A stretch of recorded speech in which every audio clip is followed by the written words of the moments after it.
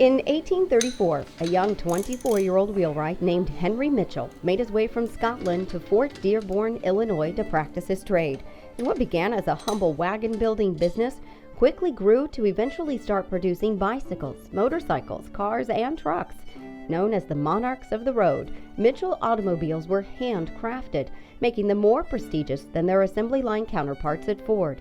Henry's great-great-great-grandson, Lewis Miller, was a mechanic before retiring and opening Lewis Miller's Mitchell Collection in Boonville. My mother used to tell me things about the family. I say, "Oh, really?" And I just shrug it off. But when I married my wife, one of her hobbies is genealogy. Okay, honey, I just got... She decided to go take my mother and go up to Racine because my mother wanted to go back up and see the plant. It was still in existence and wasn't torn down yet. Well, Susan went to the Racine Heritage Museum. They have a whole wing on the Mitchell-Lewis family and the plant and everything. And when she came back home with my mother, they sat me down at a table and made me sit there and listen and look at all this. And I couldn't believe what I was hearing and what I was seeing, and I started getting interested. So a friend of mine emailed me and he said, there is a Mitchell sitting in St. Louis at a car collector's place. And so Susan and I drove up there real quick. I just wanted to see it. And when I told the man who I was and family and all that, I just wanted to see a Mitchell. Well, we started up and drove it around a block, and I fell in love with it. Of course, I thought, wouldn't that be so neat to have a Mitchell like that my family made? We made a deal with him, and that started the snowball coming down the mountain. That's when things broke loose. And a little bit later, I found a Mitchell wagon out in Oklahoma and purchased it. I thought, well, I had to have a wagon because the family made that.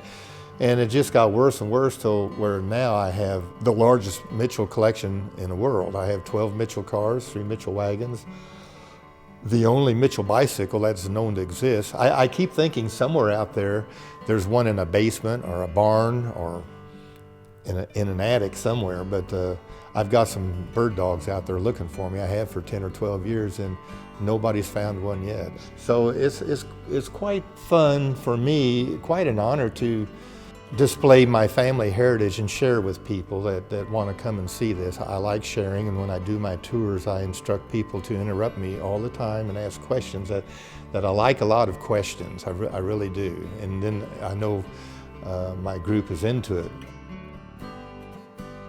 Now that my dream of having my own museum and where I can show them and get the Mitchell name out better this way than going to car shows, I don't drive them anymore. They're all cleaned up and they all, like a horse barn, they all have their own stall and their own little place, and I just dust them and pet them every once in a while and share them with people. And the one I'm putting back together, the big Mitchell 1914 touring car, that'll be my driver. That's my wife's favorite car, and she's wanting me to get the engine back together and drive it around town. So I guess that'll be the driver, and the rest of them will just be preserved forever and go down through the family when I'm gone to be shared by other generations. These things get more scarce, every decade, and in 20, 30, 50, 80 years from now, it'll be nice to have this around for people to see what the automobile industry and the product was like at the turn of the century. All donations go to benefit the Boonville Tourism Commission. If you'd like more information or to make a reservation, you can find them online at mitchellcarcollection.com. At 50 years of age, pioneer Hannah Cole lost her husband in an Indian attack in 1810.